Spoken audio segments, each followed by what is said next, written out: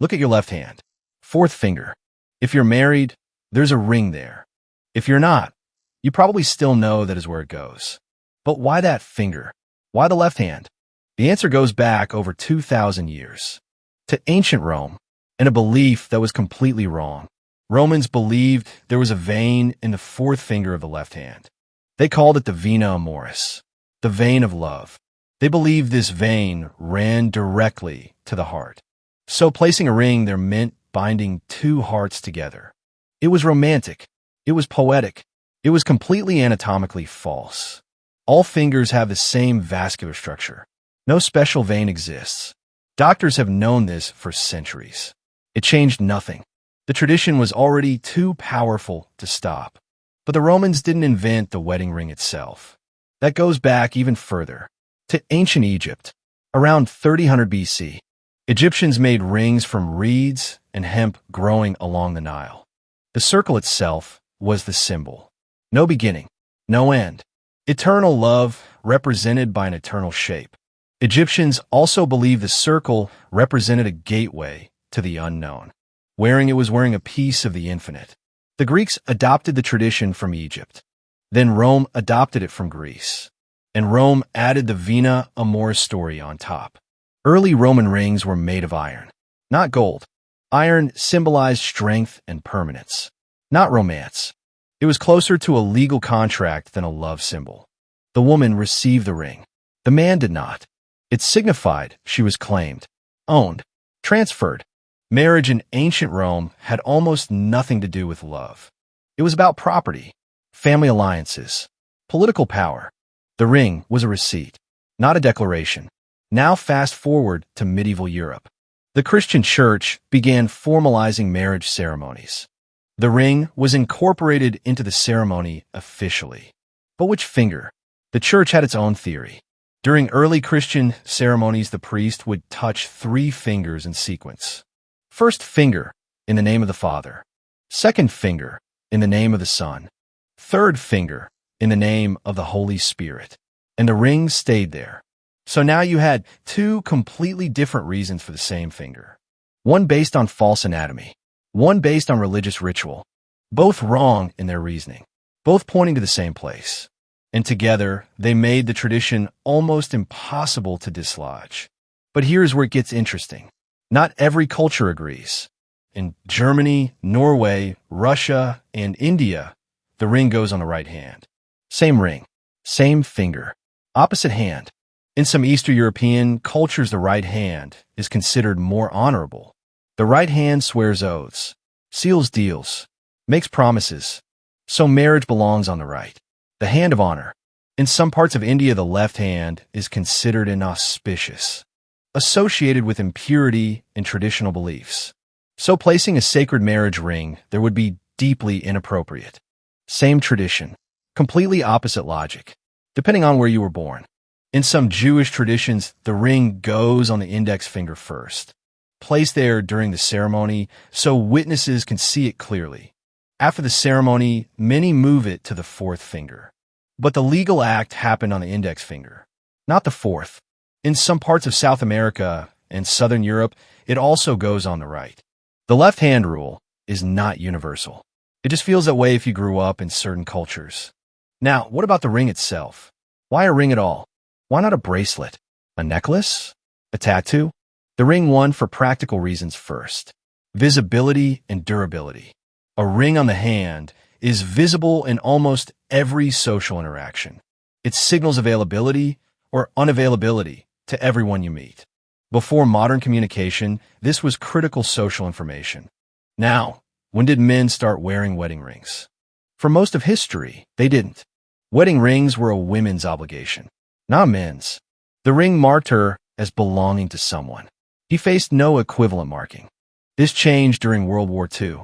Soldiers going to war began wearing rings to remember their wives. A physical reminder of home, of what they were fighting for. It was comfort, not obligation. When the war ended, soldiers came home still wearing them. And a new normal quietly took hold. The jewelry industry noticed immediately. They began marketing wedding rings to men aggressively. Double the customers, double the rings sold.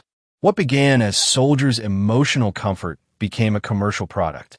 And within a generation, it felt like it had always been this way. This is how culture works. Something starts for one reason, gets adopted and changed for a different reason, then gets commercially amplified for an entirely different reason. And eventually nobody remembers where it started. Speaking of commercial amplification, let's talk about diamonds. Diamonds were not always the standard for engagement rings. For most of history, engagement rings featured any precious stone. Then in 1947, a single advertisement changed everything. De Beers Diamond Company launched a campaign. For words, a diamond is forever. It is considered one of the most effective advertising slogans in history. Before this campaign, diamond engagement rings were not the standard. After it, they became almost mandatory. De Beers also invented the idea that you should spend 2 months' salary on a ring. That rule has no cultural history, no tradition, no logic. It was invented by a diamond company to sell more expensive diamonds. And it worked perfectly. People still feel guilty today for not following a rule a corporation made up. This is the power of manufactured tradition. Something invented yesterday can feel ancient by tomorrow. Now, back to the left hand. Let's look at what science actually says. There is no Vena Amoris, confirmed repeatedly by anatomists. All fingers have identical venous drainage patterns. The fourth finger has no special connection to the heart. In fact, the fourth finger is the weakest and least independent finger. Try lifting only your fourth finger while the others stay flat on a table. It barely moves because its tendons are shared with neighboring fingers. The most romantically significant finger is anatomically the most dependent, which is either deeply ironic or accidentally perfect depending on your view of marriage. There is one practical reason the left hand actually makes some sense. Most people are right-handed, around 90%. A ring on the non-dominant hand suffers less wear and damage. So the left hand placement accidentally protects the ring. Not because of love veins, just basic handedness logic. The beautiful explanation turned out to be wrong. The boring one turned out to be right.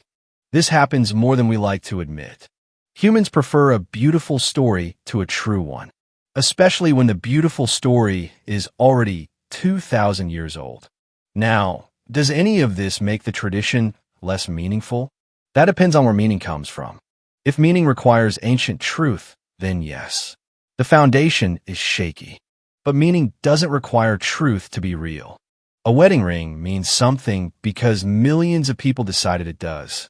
That collective agreement is itself a kind of truth. Language works the same way. Money works the same way. A piece of paper has value because everyone agrees it does, not because of what it is. A ring on the fourth finger means commitment because we all agree it does. The Vena Amoris was always a story, but stories hold civilizations together. What this tradition actually reveals is something profound about humans. We need rituals. We need symbols. We need visible proof of invisible commitments. Love is invisible. A ring makes it visible. Commitment is a feeling. A ring makes it a fact. That is not nothing. That is actually everything. The fact that it started with a false belief about veins is almost beside the point. Almost every meaningful human tradition has a messy, imperfect, or factually wrong origin. We are a species that builds meaning on top of mistakes. And somehow that is not a flaw. It is the most human thing about us. So next time you see a wedding ring on someone's left hand, you are looking at 2,000 years of human history.